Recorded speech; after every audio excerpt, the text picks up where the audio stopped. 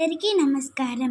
గౌరవనీయులైన ప్రధానోపాధ్యాయులు, ఉపాధ్యాయులు, ముఖ్య అతిథులు, విద్యార్థుల అందరికీ నా హృదయపూర్వక నమస్కారములు. నా ప్రియమైన స్నేహితులందరికీ నా హృదయపూర్వక అభినందనలు. అందరికీ స్వాతంత్ర దినోత్సవ శుభాకాంక్షలు. ఈరోజు మనందరం ఎంతో గర్వంగా జరుపుకుంటున్న స్వాతంత్ర దినోత్సవం. 1947 ఆగస్ట్ 15న మన భారతదేశం అనేక శతాబ్దాల బ్రిటిష్ పాలన నుండి విముక్తి పొందింది. ఈ స్వేచ్ఛ కోసం ఎంతోమంది స్వాతంత్ర సమరయోధులు తమ ప్రాణాలను అర్పించారు.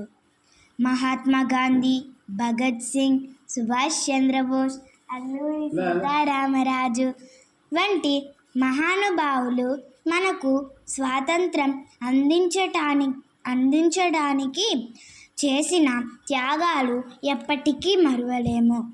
ఈరోజు మన జాతీయ పతాకాన్ని ఎగరవేసి జనగణమన గీతాన్ని ఆలపిస్తూ మనం దేశభక్తిని ప్రదర్శిస్తాం.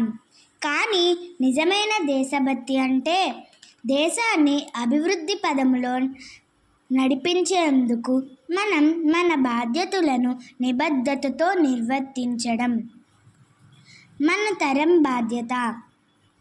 చదువులో ప్రతిభ చూపించడం, పర్యావరణాన్ని కాపాడుకోవడం, సమాజంలో ఐక్యత, శాంతిని నిలబెట్టడం, సాంకేతికత, విజ్ఞానం, వ్యవసాయంలో పురోగతి సాధించడం. ఈ స్వాతంత్ర దినోత్సవం మనకు ఒక స్ఫూర్తి దినం.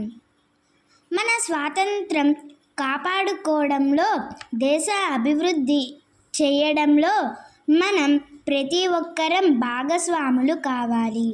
జై హింద్, జై భారత్.